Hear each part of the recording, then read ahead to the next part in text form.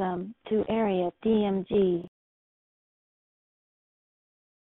Welcome back to Area DMG. I'm your host, Philip Wesley, the Mile High Mouth, and today we're going to take a look at, well, this is another first 15 video, and what we're going to do is we're going to look at the first 15 minutes of the movie The Dark Knight by Christopher Nolan. Okay, first 15, the basic concept is I go over the first 15 minutes of a movie to decide whether or not it effectively establishes the rest of the movie. The theory is that you can look at the first 15 minutes of any film and decide whether or not it's worth your time. So, hit that thumbs up, hit that share button, hit that subscribe button, and and ring that little bell so you're notified whenever we have a new video, and let's get into it. Let's just get right into it, okay? Anyways, let's talk about The Dark Knight.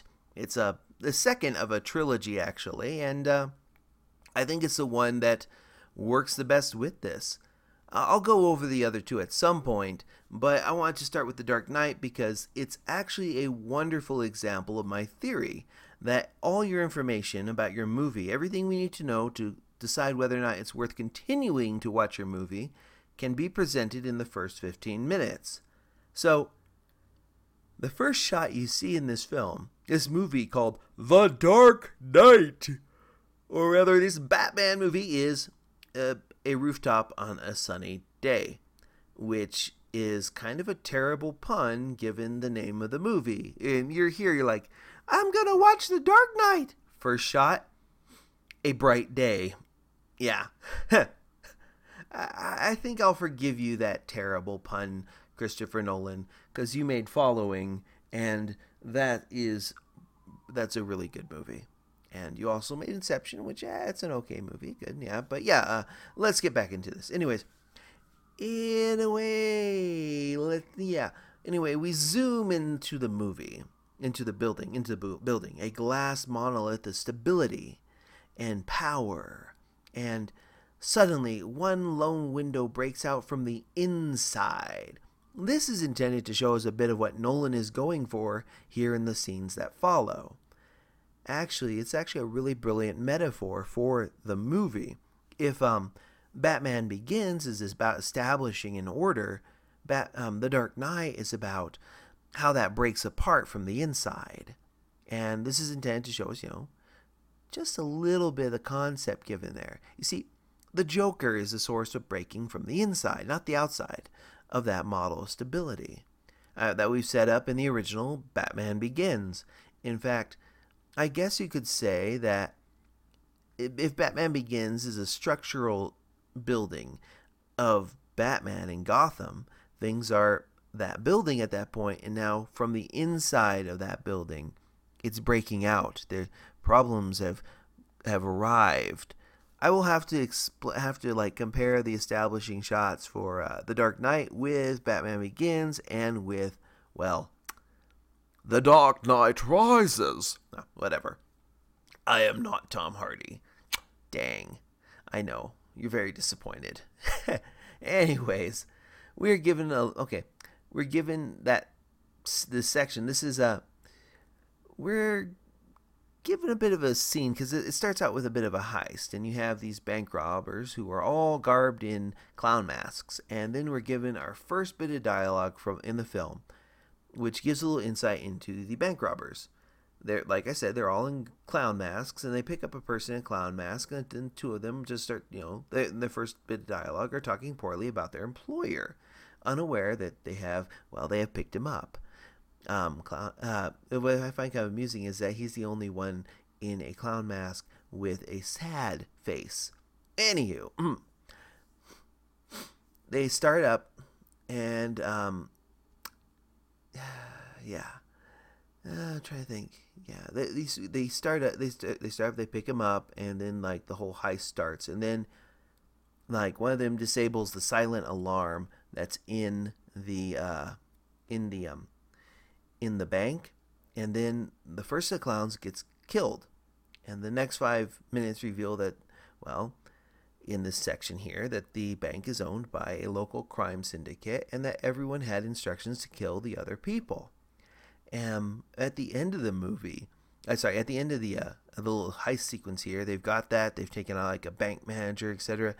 And one of them goes, "Oh, I had instructions to kill you." He tells the other one, and the other one goes, "Is like, I bet you had instructions to kill me, right?" And he goes, "No, no, no, I killed the bus driver." And then the last member of this shows up. They accidentally runs over the dude, and they go through loading up the cash. He kills him, and then before he goes, the bank manager who works for, I guess, the mafia is like berating him. He's all like, "Blah blah blah blah. What do you believe in? Blah blah blah blah blah blah blah." And then the sad masked clown goes over to the bank manager, the other criminal, pulls back his mask and reveals himself to be the Joker. And before he drives away with the cash, he tells the bank manager, he goes, well, after the bank manager says, "What do you believe?" He goes, "I believe whatever doesn't kill you simply makes you stranger." Which is an interesting choice there, really. It's about trauma and what the Joker really represents. He intends to be that broken window on the building from the inside that you're shown at the very beginning. That building breaks, and all that can emerge from it is only pain and suffering, which will in fact make you stronger. In a way, the Joker is kind of a hero in that, like this, it's actually spelled out even more with Bane in the next movie, that your trauma, your pain, can make you a better person if it doesn't kill you or kill your spirit, and if it doesn't, if you don't let it do that. Now, the Joker is many, many, many things in Batman lore, and in Nolan's movie, the Joker is a bit different. We're going to go into a little bit right here about, well, narcissism. The Joker in many Batman lore is a narcissist, but he's not actually one in, he does believe himself to be better than the other criminals, but he's not actually one in Nolan's trilogy.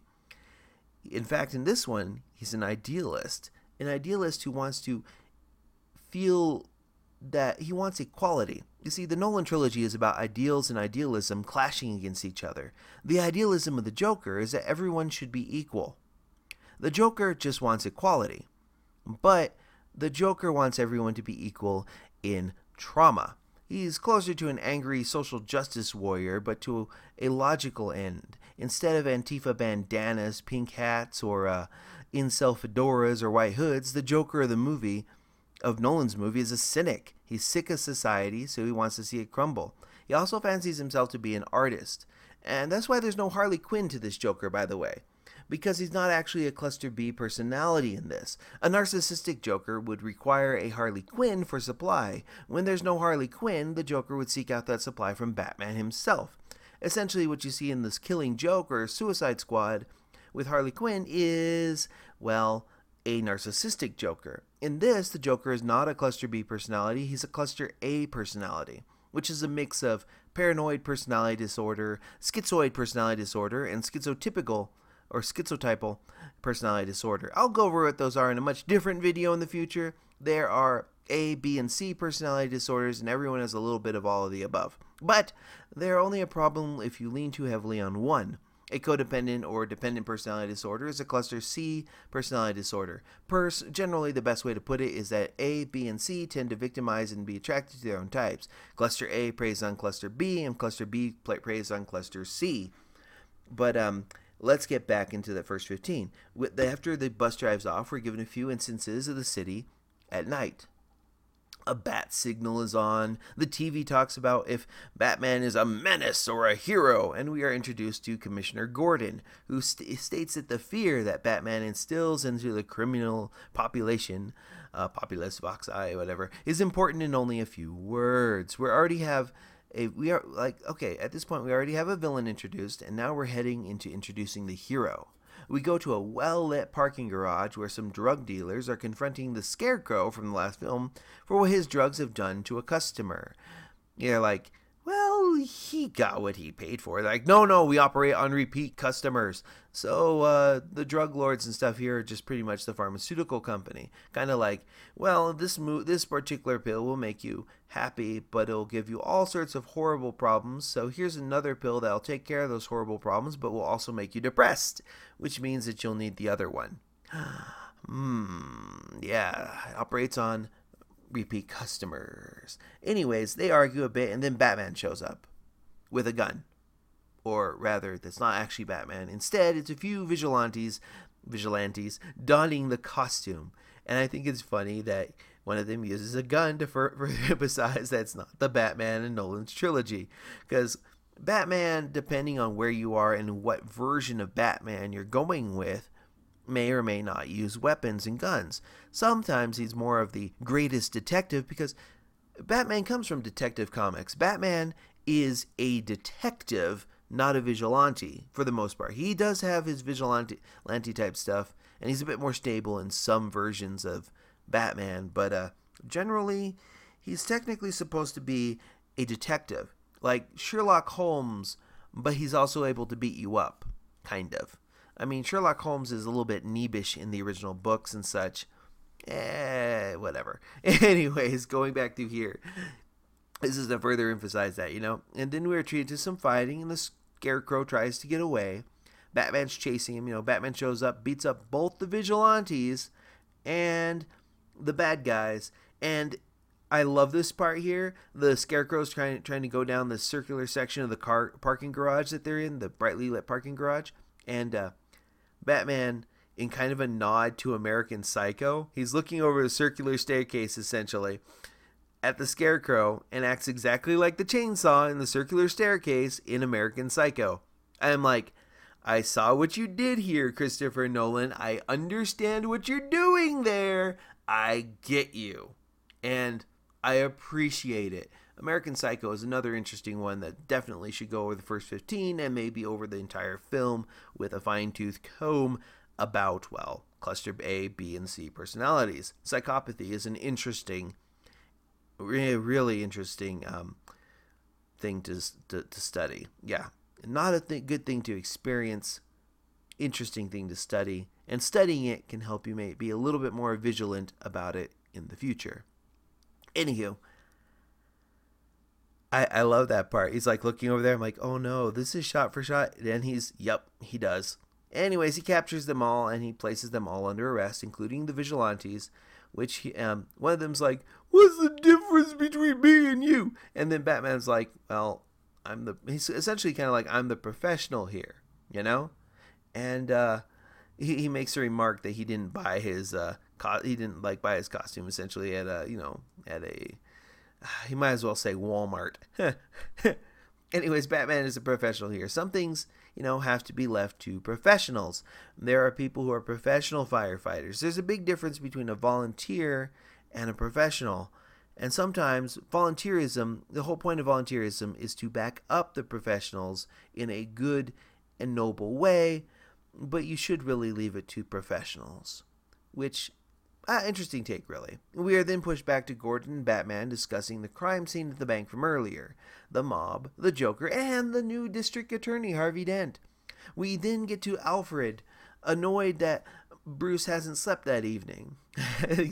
I really like Alfred in these ones. He's great. I love what they did here.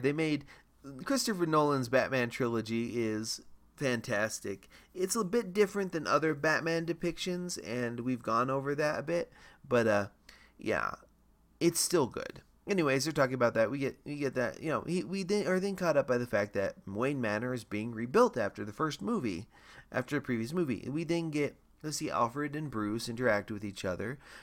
Their discussion is interesting. Going back to the idea of cluster B personalities like narcissism, Batman in this movie is exactly that.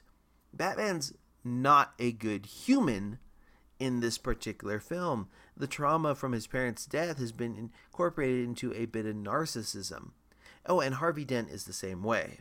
Batman mentions that he wanted to inspire people, but he's unhappy about how people are doing so.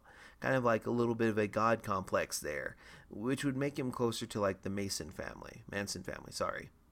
Oh, anyways, we're also introduced to Harvey Dent and his coin, which is interesting. And then there's a courtroom scene intended to show that Harvey is a bit of a showboat. We are also shown Rachel from the first movie. But yeah, we've got about 15 minutes in, and pretty much all the major players have been introduced, and important parts of the first film have been wrapped up, and the character motivations have been announced. So you have Rachel, you have the Joker, you have Alfred, you have Gordon, you have Batman, you have the only thing you're missing is that one little accountant guy. He's not really in that first thing, but he kind of is in spirit, because where do you think that phone call went out to? So, yeah.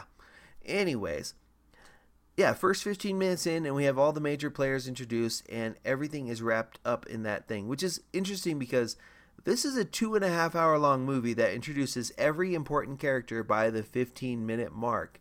It's well put together, and it's a lot of meat to it. And like I said, the Nolan trilogy has a Batman that's not a good person. I understand a lot of people like this trilogy, but Batman isn't really the hero of these movies. And in the third movie, which pits him against Bane, another idealist, it's shown to be just that. By the way, this is a 2.5 hour movie that introduces every important character by the 15 movie mark. That is tight movie making right there. All the concepts are out there. Every character's been shown.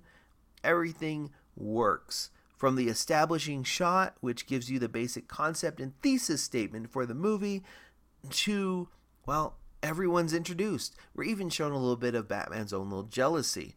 Batman in these movies, the first movie, he's kind of like, this is kind of about revenge, but then in this movie, it's kind of about his own ego.